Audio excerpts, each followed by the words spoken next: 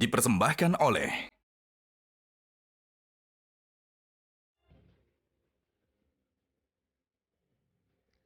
Pemirsa, Ganjar Pranowo mengganjar pemerintahan Joko Widodo Maruf Amin dengan nilai 5 untuk penegakan hukum dan HAM di Indonesia. Sementara itu, Sekjen PD Perjuangan Hasto Kristianto mengungkapkan ada penggunaan instrumen hukum untuk menekan lawan politik di pemilu 2024. Di sisi lain, Ketua DPP PD Perjuangan Puan Maharani malah mengaku akan mengevaluasi narasi kritik yang kerap dilontarkan Ganjar kepada pemerintahan Jokowi belakangan ini. Imbas turunnya elektabilitas Ganjar Mahfud dalam survei-survei terkini. Benarkah narasi yang menyerang pemerintahan Jokowi tidak menguntungkan buat paslon nomor urut 3 Ganjar Mahfud? Inilah kontroversi selengkapnya. Nilai 5 bagi Jokowi. Ganjar untung atau buntung? Bersama saya, Zilvia Iskandar.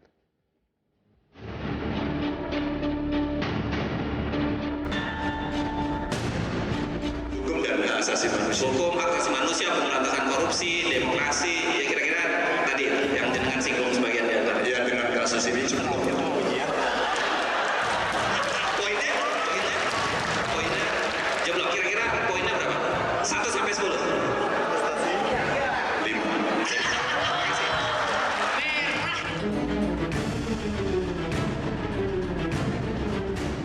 Skala 5-10 itu sesudah putusan majelis Mahkamah Konstitusi. Itu terjadinya politisasi hukum, bukan politik hukum. Kalau politisasi hukum, hukum dijadikan alat politik. Sehingga kalau saya ingin ini, masukkan aja pasal ini. Kalau ini, masukkan aja pasal ini biar orang itu tidak bisa bergerak. Itu politisasi hukum. Kalau dalam praktek politisasi hukum menekan orang.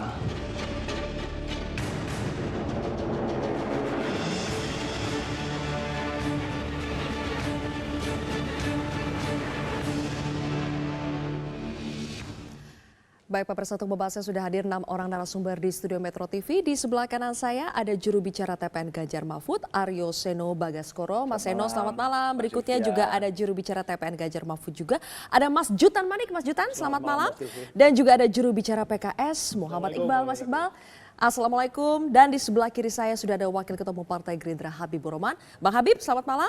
Berikutnya ada staf khusus Mensesnek sekaligus politikus PSI Valdo Maldini. Bang Valdo, selamat malam. Selamat malam Dan semuanya. juga ada Direktur Eksekutif Parameter Politik Indonesia Adi Praitno. Mas Adi, selamat datang di Kontroversi. Selamat malam, Oke, saya langsung mulai dari Bang Valdo dulu deh. Oke, Bang Valdo sebagai jubir sebagai staf khusus Mensesnek dulu ya, bagaimana Mas Valdo merespons nilai 5 yang diberikan Ganjar atas kinerja penegakan hukum dan HAM di era pemerintahannya Jokowi Ma'ruf? Ya, pertama Mbak Zilvia, bahwa semua orang boleh memberikan angka kritik bebas sesuai dengan kebebasan berekspresi di Republik ini, apalagi di kontestasi elektoral seperti sekarang gitu. Tapi yang nggak kalah lebih penting adalah ya kita juga melihat kan momennya kala itu Mas Ganjar juga ditanya di stage ya. I mean like it's on the show lah.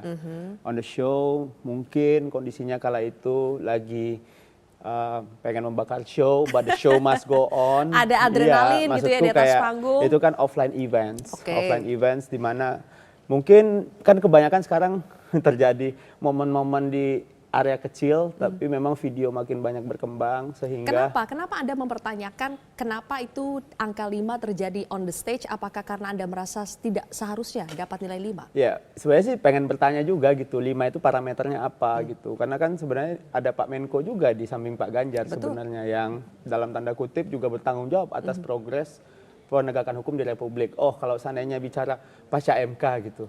Iya, come on, hari ini tuh survei juga membuktikan naik juga kok kepuasan pada presiden.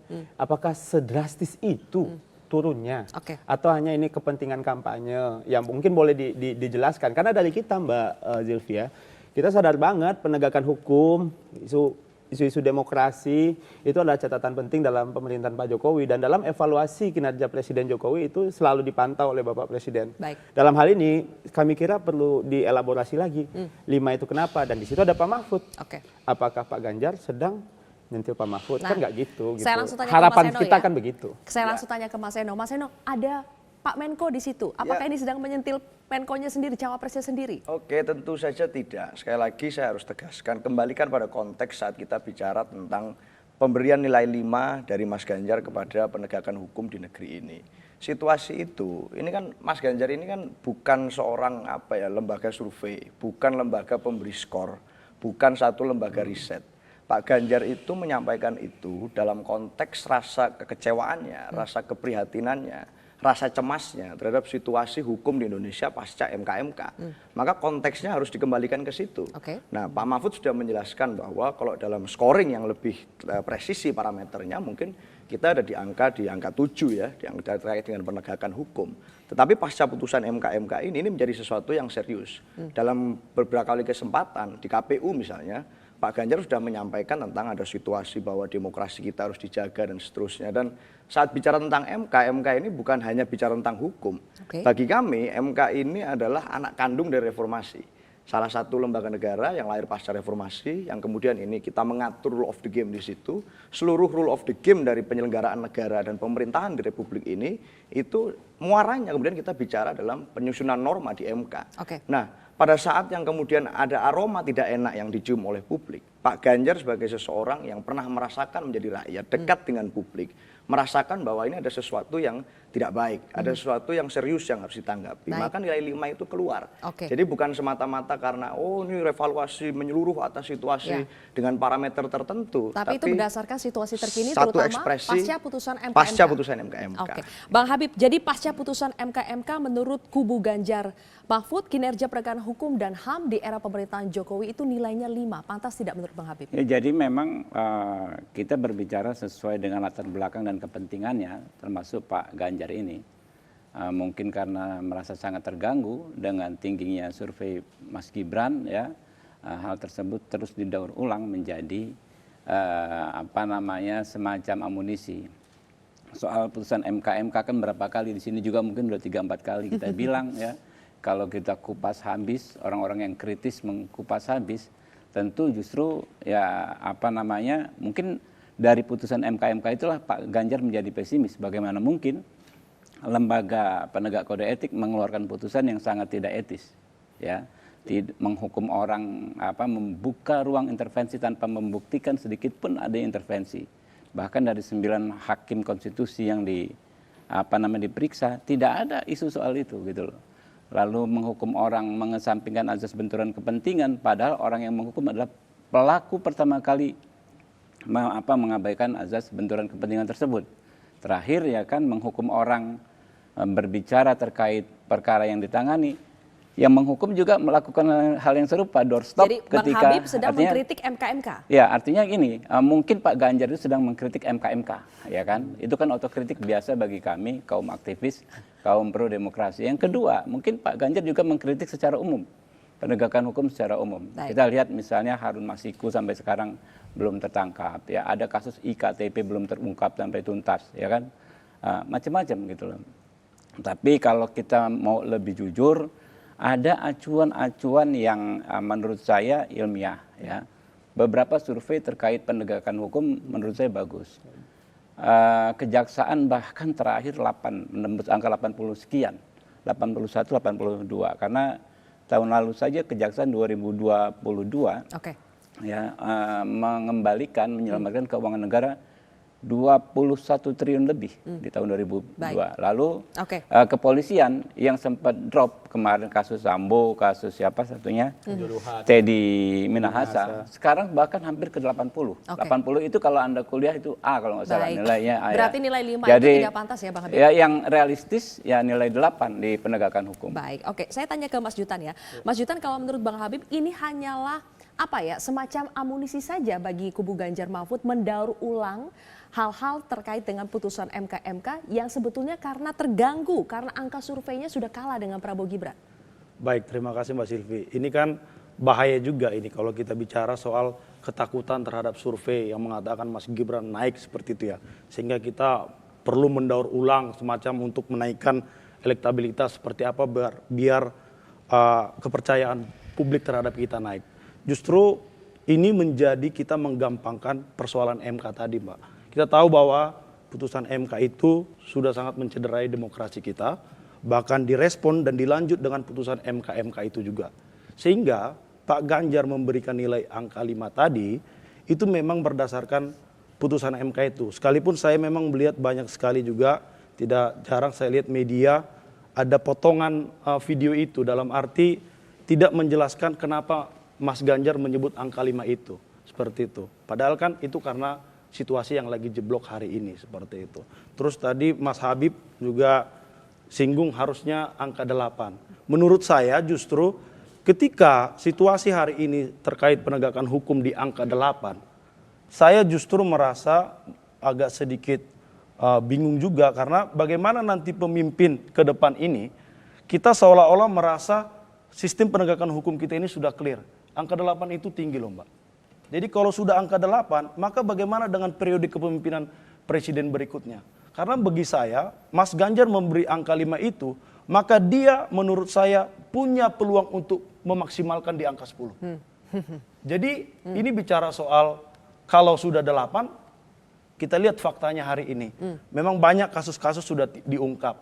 Tapi coba kita lihat di sosial media, tidak jarang juga kita lihat bagaimana reaksi publik yang membuat respon ini semakin cepat diperiksa. Oke. Banyak kasus-kasus begitu, No Mbak. viral, no justice gitu Betul. maksudnya ya. Itu banyak sekali di sosial media, Mbak. Oke. Jadi kalau bagaimana harusnya kan kalau memang sistem penegakan kita sudah 8, mungkin hari ini ketika ada kasus di tengah-tengah masyarakat tanpa harus viral, tapi direspon cepat Oke. seperti itu. Ini bukan kan hanya tidak. persoalan MK-MK ya? Iya dong. Oke. Enggak, ini persoalan MK-MK. Tapi kan kita juga mau melihat situasi kita hari ini Baik. juga, Mbak. Oke. Angka 5 itu jelas memang karena Mas Ganjar juga sebutkan di situ memang karena Oke. jebloknya soal MK. Baik, itu angka dari timnya atau Ganjar Pranowo. Kalau dari Koalisi Perubahan bagaimana Mas Iqbal? Jangan 5 lah, ya 6 lah.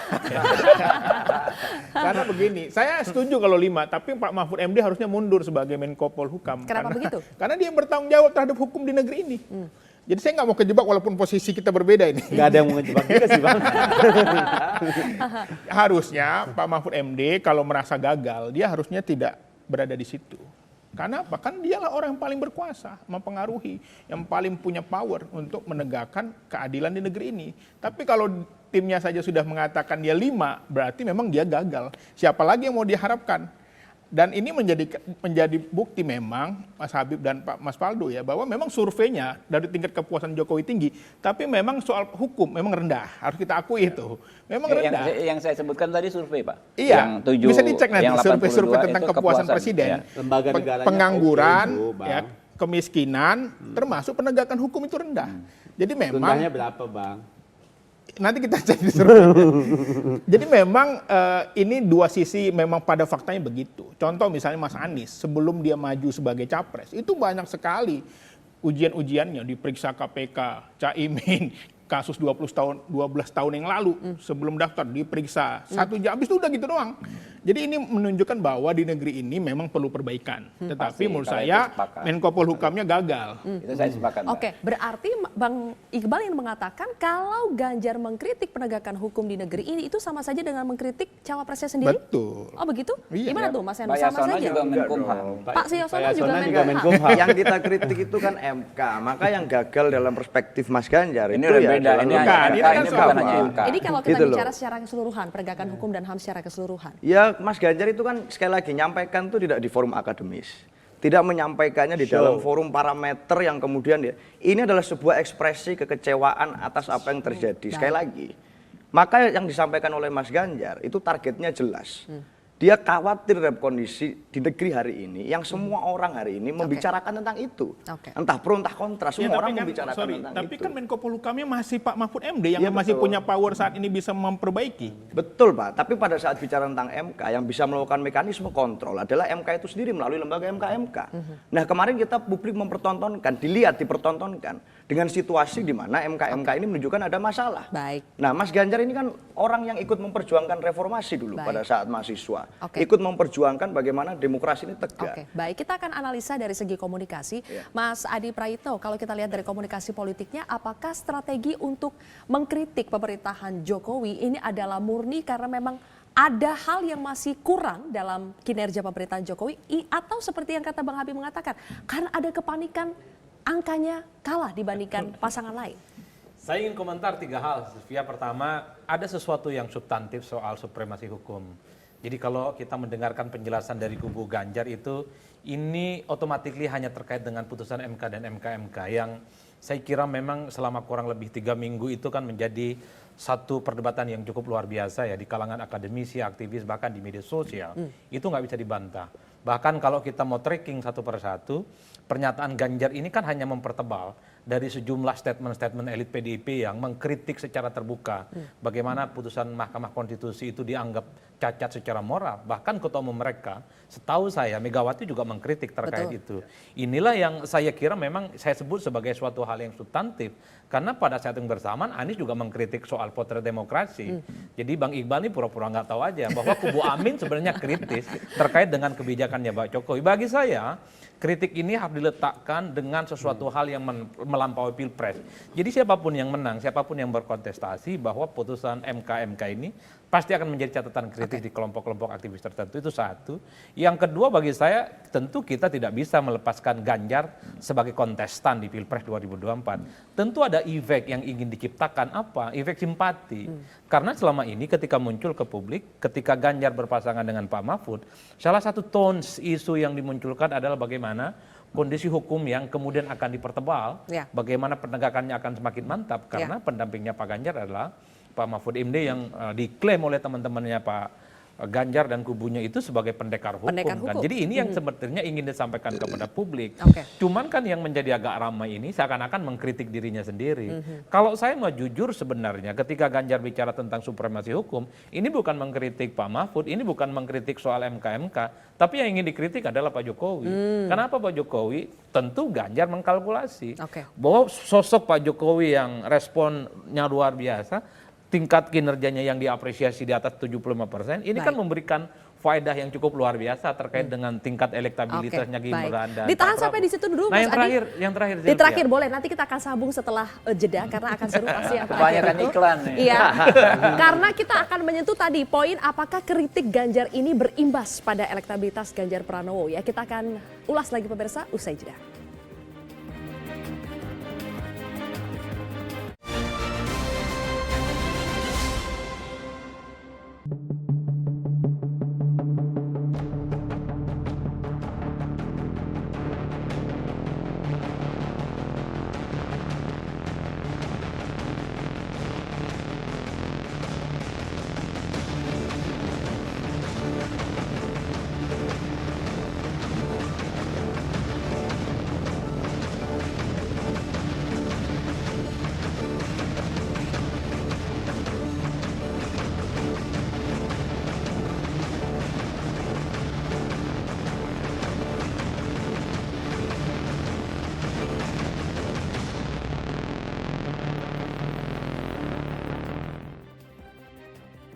Baik pemirsa, tadi kami sudah tampilkan hasil survei terkini dari setidaknya ada 3 lembaga, ada LSI, kemudian ada IPO, Indonesia Political Opinion, dan juga Indikator Politik Indonesia. Ke Mas Adi, kalau kita lihat dari 3 survei terakhir itu elektabilitas Ganjar trennya menurun. Saya ingin tanya, apakah betul elektabilitas Ganjar ini trennya menurun? Salah satunya karena narasi-narasi kritik yang belakangan sering menyerang pemerintah. Kalau saya membaca hasil survei yang tadi dimunculkan, saya kira itu boleh sambil dimunculkan lagi teman-teman hasil surveinya? Saya kira itu survei dimunculkan sebelum Ganjar memberikan nilai 5 ya untuk supremasi hukum. Kalau tidak keliru ini kan 3 hari 4 hari yang lalu kan Ganjar ngomong ini. Rilis ini kan sebenarnya kalau tidak salah sekitar sebulan yang lalu. Jadi itu di luar itu sebenarnya. Saya nggak tahu kalau setelah Ganjar memberikan angka 5 terhadap potret hukum, apakah naik ataukah justru turun? Kan perlu diuji lagi kalau kita membaca survei. Itu yang pertama. 17 November. Iya, itu kan sebelum Ganjar ngomong ini Bang. Sebelum Ganjar ngomong Minggu lalu. angka 5. Oleh karena itu, bagi saya memang ke depan menjadi pertaruhan yang cukup luar biasa. Apa yang dipertaruhkan? Karena memang tanpa mengkritik sekalipun harus diakui pendukungnya Jokowi itu secara perlahan ada yang migrasi mendukung Prabowo Subianto dengan Gibran. Karena kan secara perlahan orang mulai terkonfirmasi bahwa pilihan politik Jokowi di 2024 tidak pernah ke yang lain, pastinya ke Prabowo dan Gibran. Dulu mungkin orang masih membaca Jokowi itu main 2 kaki antara Ganjar dan Prabowo Subianto. Tapi ketika Jokowi merestui anaknya maju berdampingan dengan Pak Prabowo Subianto, ya otomatis pilihan politik Jokowi pastinya tidak yang lain, apalagi ke Anies, pastinya ke Prabowo Subianto dan Mas Gibran. Ini yang saya kira bahwa harus diakui tanpa mengkritik sekalipun tren bahwa pemilih-pemilih Jokowi non PDIP itu akan migrasi dan pindah kepada Prabowo Subianto. Baik. Apakah kritik yang dilakukan oleh oleh Ganjar ini kontraproduktif dengan elektabilitas?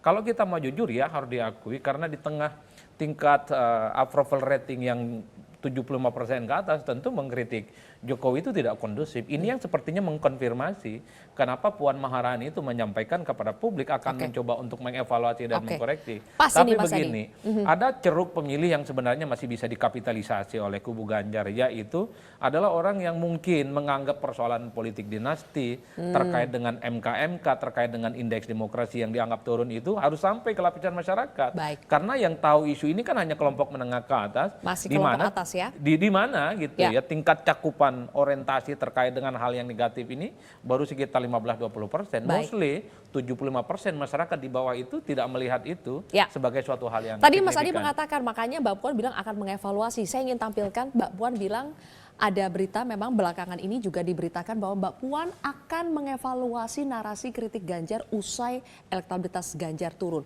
Meskipun waktunya mungkin antara elektabilitas dengan kritik yang dikeluarkan Ganjar belakangan ini belum tepat. Tapi Mas Jutar, kalaupun harus ada yang dievaluasi, apa yang akan dievaluasi dari Ganjar? Saya pikir apa yang harus dievaluasi dari Mas Ganjar, apa ya yang kira-kira dievaluasi ya? Saya pikir Mas Ganjar sudah on the track sih Mas. Sudah on the track, beliau sudah melakukan kunjungan-kunjungan juga, mensosialisasikan bagaimana Mas Ganjar itu pernah menjadi anggota DPR RI. Sekarang itu kan sering beliau menyampaikan bahwa ketika beliau di DPR RI bahwa beliau adalah salah satu orang yang turut ambil bagian dalam bagaimana perempuan untuk mencapai 30% itu. Jadi ini ketika dibuka ke publik sehingga publik mengetahui bahwa peran Mas Ganjar itu di DPR RI itu seperti apa. Lalu ketika di Jawa Tengah beliau mencoba untuk menjelaskan bahwa apa program-program yang dinilai publik juga di Jawa Tengah itu berhasil. Jadi kalau secara evaluasi, saya pikir ya mungkin secara menyeluruh ya. Yang namanya evaluasi itu kan bagian dari manajemen. Oke. Jadi bukan berarti kita mengevaluasi seolah-olah kita ini punya masalah banyak. Seperti gitu ada loh. masalah, oke. Iya, ya tetap mengevaluasi karena memang proses pemilu ini masih panjang. Oke. Ya, ini juga belum masuk masa kampanye. Baik. Tentu harus ada pertemuan evaluasi bagaimana kita untuk bisa memenangkan kompetisi Pilpres 2024. Baik. Bang Faldo, kalau Ganjar mengkritik pemerintahan Jokowi itu ibarat menepuk air di dulang terpercik muka sendiri gak sih? Karena kan PD Perjuangan memang adalah bagian dari penguasa, dari bagian dari pemerintahan Jokowi juga. Jadi apakah ini seperti menyentil diri sendiri? Ya, pertama saya pengen nyampein data-data yang tadi dibilang itu bahwa memang pada survei beberapa kali juga terkait MK tadi terutama yang dikritik kalau saya dipersempit ke sana ya, bahwa 69,1% orang santai-santai aja kok, bahkan mendukung. Satu. Yang kedua, terkait kritik apakah menepuk air terpercik muka sendiri ya, saya kira sih ya mungkin hanya Mas Ganjar yang bisa melihat hasilnya pasca survei nanti mungkin setelah ini gitu. Saya kira sih nggak apa-apa, kritik aja terus yang keras gitu, jangan pernah berhenti gitu. Karena di survei itu pun kayaknya udah mulai narasi kritiknya udah tajam banget gitu loh. Nah sekarang baru hasil dari kritik panjang itu 5 angkanya misalnya, katanya begitu. Oke. Menurut saya sih kritik terus saja dan saya kira fair juga gitu sebagai kandidat yang mungkin merasa tidak berada di bagian dari pemerintahan mungkin, karena kan dulu tuh mungkin kuenya tuh dibagi dua antara Pak Ganjar sama Pak Prabowo nih gitu. Nah nggak tahu nih Mas Ganjar masih tertarik nggak sama dukungan Pak Jokowi. Kenapa gitu. Bang Habib? Jadi kritik nggak ada masalah, itu bagian dari tradisi kita. Tapi bagaimana kita menjelaskan substansi kritik. Ini soal hukum nih. Tadi kata Jutan kan soal apa? Dan soal yang lebih luas, no viral, no justice dan lain sebagainya. Kan berarti kan bukan hanya MK-MK. Ya. Kalau saya melihat ya, ini bukan hanya klaim kerja sebagian orang, tapi kerja kita semua, terutama 9 fraksi DPR ya. Banyak Institusi lah sekali ya. kemajuan ya. Institusi. Terutama misalnya kita melihat dalam konteks kita berhukum ya. Kita kemarin mengesahkan yang namanya KUHP ya. Di KUHP itu ada revolusi soal bagaimana kita berhukum. Yang pertama konsep rehabilitatif, yang kedua konsep reformasi. Reformatif apa namanya? Keadilan restoratif ya. Dua hal tersebut ya. Kita tahu misalnya pasal 36 KUHP. Oke. Itu kan mengacu pada ajaran dualistik. Artinya orang baru bisa dihukum kalau ada mens reanya terbukti. Baik. Nah, ini sangat relevan dengan situasi terkini yang tadi dibilang no viral, no justice. Oke. Banyak orang merasa dikriminalisasi gara-gara main sosmed dan lain sebagainya tanpa dicek mens reanya. Nah, kalau KUHP tersebut sudah berlaku saat ini, kasus-kasus tersebut tidak mungkin bisa diselesaikan tanpa harus ke pengadilan. Yang kedua, ya. Berarti Bang Habib Pasal ini bukan hanya 263. kerja eksekutif tapi juga legislatif. Ya, kerja kita semua. Oke. Kerja semua. Pasal 263 KUHP Baik. yang menghapuskan Undang-Undang Nomor 1 Tahun 46 Pasal 14 tentang penyebaran berita bohong. Ini pasal yang menjerat Habib Rizik, Ahmad Dhani dan lain sebagainya. Diganti dengan yang lebih jelas bahwa pernyataan yang disebut berita bohong itu harus mengakibatkan kerusuhan fisik. Baik. Baru bisa dihukum. Nah, dengan ini banyak sekali, mungkin ratusan kasus bisa diselesaikan tanpa harus berproses. Ini Bang Habib Komisi 3 nih, jadi paham betul ya. Ya, itu. Oke. Ya. Gantian dulu ya Bang Faldo, kita ke kubu ini dulu nih. Bang Iqbal nih, Bang Iqbal. Inline soalnya ini. Oke, sebentar. Kalau dilihat dari elektabilitas tadi, kembali lagi ya ke elektabilitas. Kan kubunya Amin ini seolah dapat berkah nih dari panasnya pertarungan antara paslon 2 dan 3. Benar nggak merasa kayak gitu nggak? Karena trennya naik. Orang yang paling cocok mengkritik ya Mas Anies. Kenapa? Yang banyak moral standing itu PKS. Iya, PKS khususnya ya. Karena belum pernah melakukan kecurangan. Ya kan? Tapi saya doakan istiqomah terus mengkritik. Ya karena apa? Karena tadi ya lucu juga gitu, partai pemenang pemilu berada di pemerintahan masih di situ mengatakan bahwa produknya tidak berkualitas. Itu sama dengan orang yang punya pabriknya, orang yang bekerja di situ mengatakan perusahaan saya ini nggak kredibel nih gitu loh. Makanya kalau Anies yang mengkritik itu kayaknya positif itu. Ini berarti substansinya gitu, bukan soal di masalah hukumnya masalah atau tidak, tetapi orang bertanya lah, dia berada di situ, dia Menko-nya, dia Menkumhamnya, tetapi dia mengkritik penegakan hukum di pemerintahan yang saat ini dia masih berada di pemerintahan. Walaupun ada Caimin di koalisi ya itu pemerintah tidak juga. Caimin kan wakil, tetapi Mas Anies sebagai simbolnya. Nah, saya melihat begini, di samping itu juga yang terjadi sebenarnya pada fakta hukumnya banyak kasus-kasus masalah penegakan hukum. PSN itu konflik agraria 73 kasus, termasuk di Wadas, termasuk juga di beberapa tempat. Dan menarik juga kasus-kasus hukum ini itu terjadi juga pada aktivis-aktivis, Jumhur Hidayat. Ya, contoh Ruslan Buton. Ruslan Buton tuh di daerah Sulawesi sana dia dijemput dari Mabes Polri. Baik. Itu luar biasa. Tapi amnesti juga ada, Bang. Dan ada banyak lagi kasus-kasus seperti itu, termasuk mentersangkakan aktivis buruh karena menyuarakan hak-haknya. Jadi pada faktanya bisa jadi statement 5 itu juga karena mereka yang di dalam tahu. Sehingga memang menyampaikan itu. Gitu. Oke, sepertinya Mas Eno dan juga Mas Juta sudah mau menjawab, tapi kita harus jeda dulu. Nanti saya akan kasih kesempatan kepada koalisi dari Ganjar Mahfud untuk merespons hal tersebut. Pemirsa, tetaplah bersama kami di Kontroversi.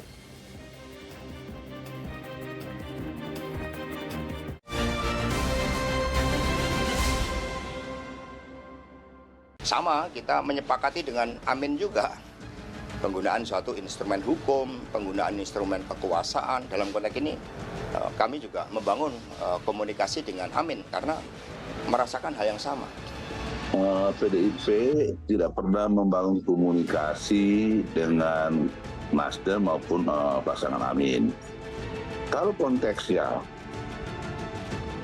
perasaan ditekan dan lain-lain, ya Nasdem bilang jangan ajak-ajak kami dong kalau begitu, karena kami selama ini tidak pernah merasa ditekan. Nah, justru kami menerima tekanan dari kepala daerah yang dari partai tertentu.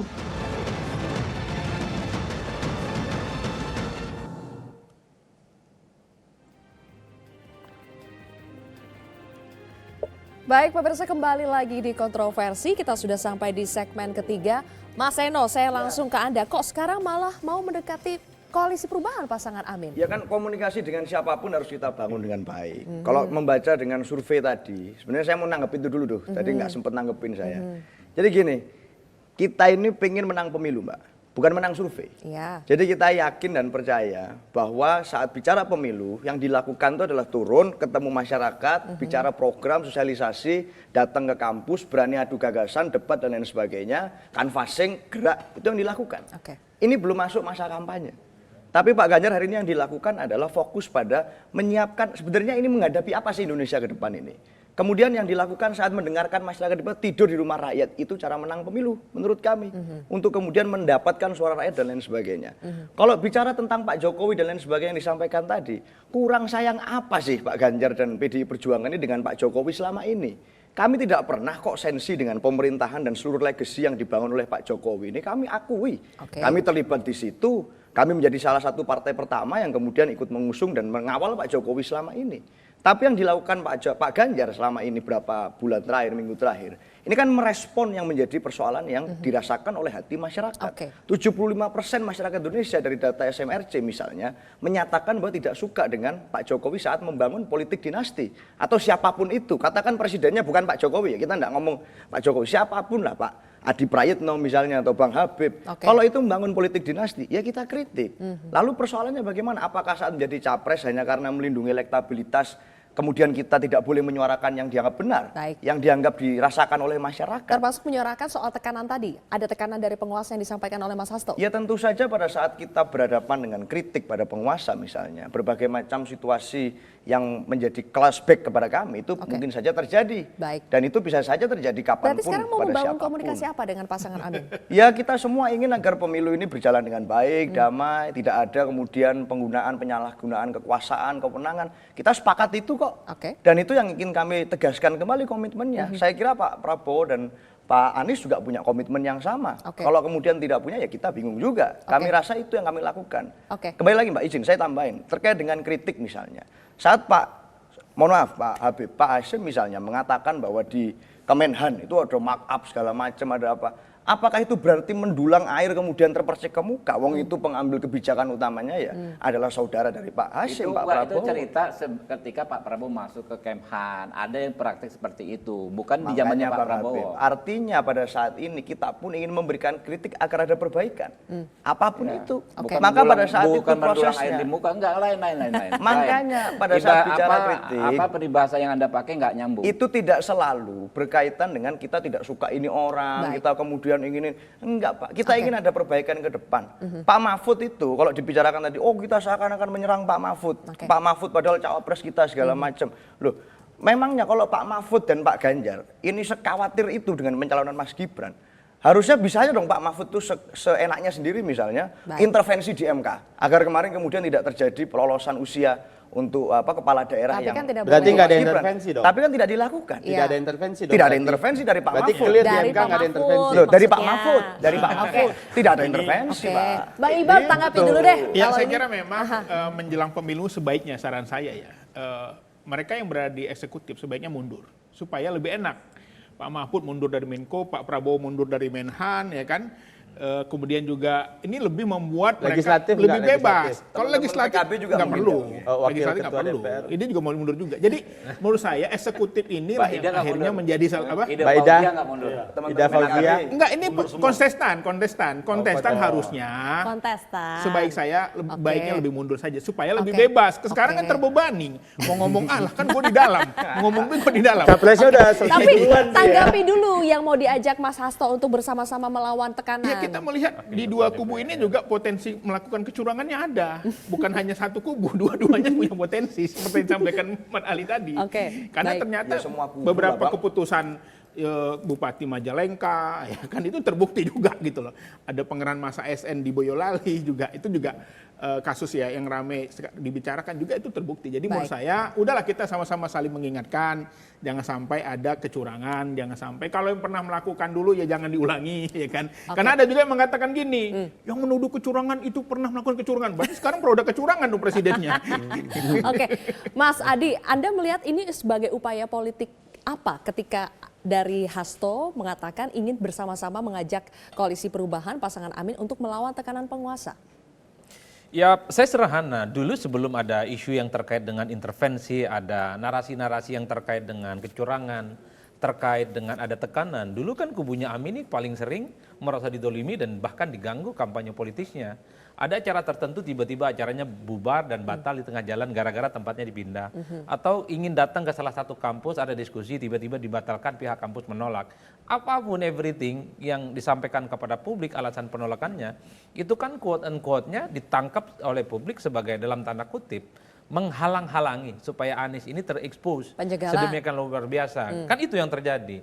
Nah, hal yang sama kalau kita membaca statementnya Hasto, sepertinya juga terjadi pada pasangan Ganjar dan Mahfud. Kita kan nggak tahu persis apa yang terjadi, tapi yang jelas narasi ini yang sepertinya ingin dikawinkan bahwa antara kubu Amin dengan kubunya Ganjar Mahfud ini memiliki common platform yang sama. Sama-sama Kalimatun jadi sawa. korban gitu. Sama-sama dalam tanda kutip gitu ya.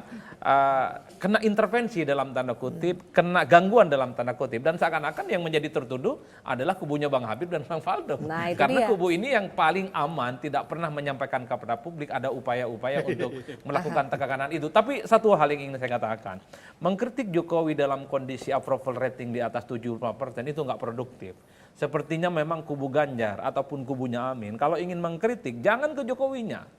Itu nggak baik secara politik, itu akan berefek negatif. Kalau mau dikritik langsung ke Pak Prabowo, langsung kepada Mas Gibran. Kira-kira apa dari kekuatan mereka yang perlu untuk digembosi dalam tanda kutip? Karena kalau kita mau hitung rata-rata, kubu Amin dan kubu Ganjar yang diserang Pak Jokowinya.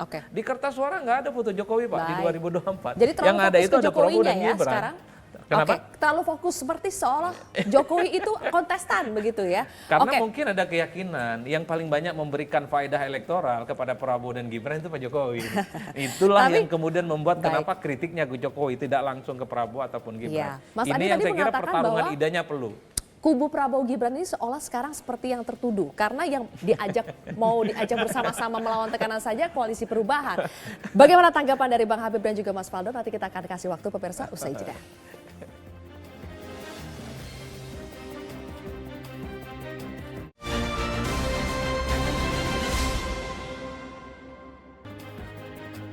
Baik pemirsa, kita sudah di segmen terakhir kontroversi. Bang Habib, jadi cuma koalisi perubahan pasangan Jadi, Amin saja yang digandeng oleh kalau kubu Ganjar Mahfud saya untuk ini kan melawan tekanan. Ada ke-3 atau ke-4 kali jadi tim di pemilu ya. Mungkin 5 atau 6 kali kalau dikaitkan dengan pilkada. Strategi kita hajar habis main soal kecurangan dan lain sebagainya itu strategi orang yang terdesak. Saya ingat bahkan di berbagai event udah kedesak ya kan, udahlah gunakan cara apa saja yang penting hasilnya nanti bisa jadi efektif ya. Kalau sekarang kami kayak kalau klub sepak bola Chelsea itu parkir bus ini Mbak Silvi ya. Kita santai, kita ada di kondisi yang menurut kami sudah oke ya kan ya. Kenapa Walaupun bisa lebih sebetulnya santai gini, sekarang Bang walaupun Habib? gini Mbak, ya walaupun kalau kita bicara soal long list pelanggaran yang merugikan kami sebetulnya nggak kalah banyak. Oke. Ya, ada misalnya pencopotan baliho kami yang kami pasang di samping baliho caleg dari koalisi partai lain. Ya, kan ada kita pasang nih ada 15 titik Ya, misalnya ya. koalisi partai lain. Saya instruksikan kader saya pasang di sebelahnya persis. Yang kami hilang yang caleg partai Ini lain. yang di mana itu ini? Di Jakarta Timur di Oke. dapil saya. Dapil kita Bang. Ya, dapil kami. Dapil Ya, kami. juga Kami Jakarta ya Timur. banyak juga ya kan Oke. kayak Pilpres, Bang. Oke. apa namanya Pilek enggak. Majalengka tadi disebut Oke. ya dan lain sebagainya. Sama-sama jadi Sebenarnya korban, tapi kenapa yang ini lebih santai? bagi Apakah kami, karena bagian ya, jadi merasa gini, didukung oleh penguasa atau Bukan, gimana Bang? enggak. Pelanggaran-pelanggaran itu kita nggak definisikan sebagai kecurangan karena kalau kita ngomong kecurangan langsung mendefinisikan sebagai kecurangan kita akan tendensius sehingga kita nggak akan efektif untuk menyampaikan visi misi program dan gagasan-gagasan kita. Nah itu dia akhirnya capek kita, kami akan terlalu capek mengurus propaganda soal tersebut. Padahal kami punya satu direktorat Oke. yang ngurusnya secara hukum, itu direktorat advokasi. Kebetulan saya sendiri, Ketua. ya saya ini wakil ketua TKN, tapi job desk saya sebetulnya bagian advokasi hukum. Kami serahkan untuk diproses secara hukum di institusi yang menanganinya, yaitu Bawaslu, DKPP dan lain sebagainya. Jadi tidak perlu teriak-teriak ke publik? Nggak apa-apa, kita sampaikan proses. Kalau diproses misalnya ada berapa kasus yang dari laporan kita diproses secara hukum, dibuktikan oke. Kalau memang nggak terbukti, memang ya faktanya kan ini kan model penegakan hukum yang singkat ya. Baik. Waktunya pelaporannya hanya 7 hari dan lain sebagainya, ya nggak ada masalah juga. Gitu. Baik, oke. Ditambahin sedikit Bang Faldo? Monggo kritik terus, jangan pernah berhenti, terus bersuara, tapi hati-hati jangan sampai kena kaki sendiri. Good luck Pak Ganjar dan Pak Mahfud. All the best for you guys. Itu aja? Ya. Oke, Mas Jutan tanggapin dong. Saya begini, nanti saya melihatnya seperti ini.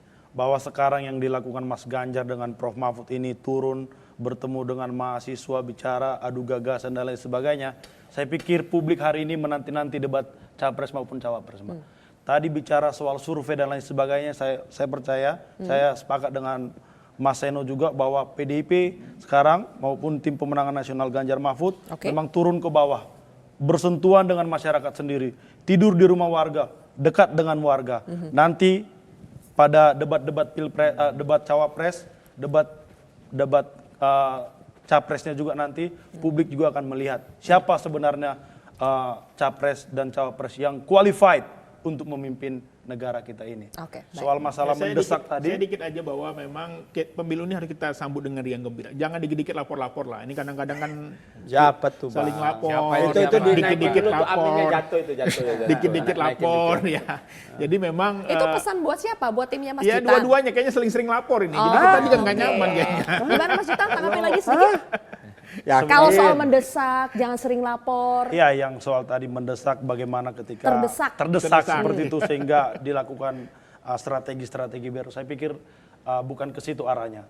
Bahwa ini bagaimana pemilu kali ini nanti berjalan secara damai. Dan saya pikir adu gagasan tadi menurut saya yang ditunggu-tunggu publik hari ini itu. Ini pemilih banyak milenial maupun Gen Z yang hari ini sebenarnya mereka menanti-nanti tuh.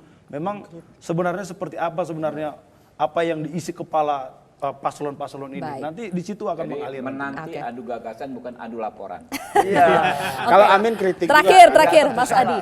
Mas Adi, tokoh sentral di Pilpres 2024 sepertinya masih berpusat di Pak Jokowi. Padahal sudah bukan kontestan lagi. Ini akan tidak produktif untuk paslon manapun kalau masih terus-menerus menyerang atau menggaungkan keberlanjutan Jokowi? Ya, saya kira memang strategi politik serangannya harus diubah ya dari kubunya Ganjar dan kubunya Amin khususnya. Karena kalau secara konfrontatif mengkritik Jokowi, apapun legasi yang ditinggalkan itu nggak kondusif. Jungkir balik menyampaikan kritiknya kepada Jokowi, publik merasa tingkat kepuasannya di atas rata-rata. Oleh karena itu, kalaupun toh mau mengkritik, kritik Prabowo Subiantonya, kritik Gibran Rakabuming Raka, itu yang sebenarnya kita tunggu, apa kritikannya. Oleh karena itu, narasi publik inilah yang saya kira specifically saat ini bukan lagi kepada Jokowi, tapi ke paslon. Nah yang kedua, kalau saya membaca secara umum, karena tema hari ini itu tentang Ganjar dan mungkin juga Amin perlu dibahas. Salah satu stamina politiknya adalah karena mereka sering turun ke bawah.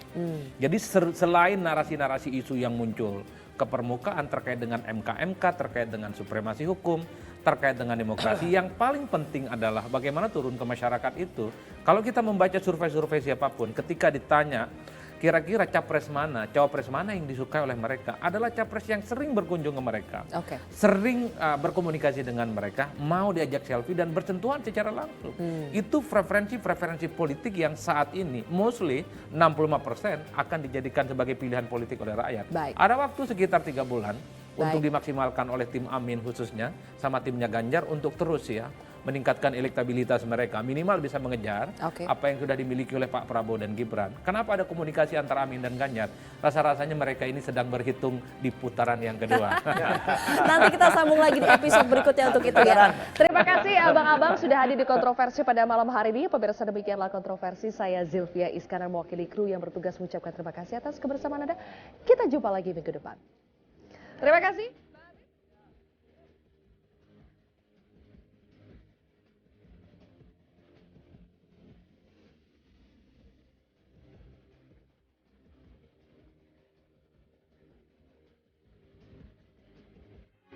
Metro TV.